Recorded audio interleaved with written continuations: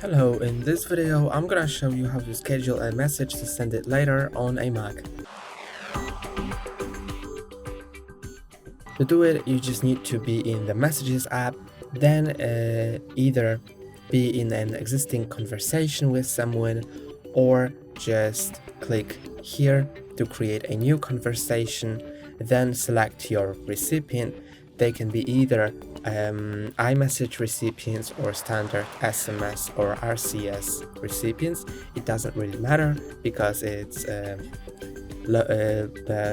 scheduling is locally on your Mac.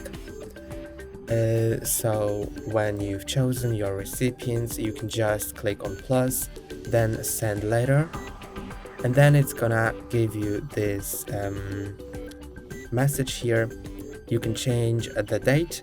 So for example, if I want to set it at 28th of December at maybe 10 a.m. and then I'm gonna enter the message that I want to send. Hi, how's it going?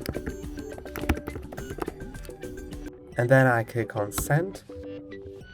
When I click on send, it's gonna show up here as a scheduled message.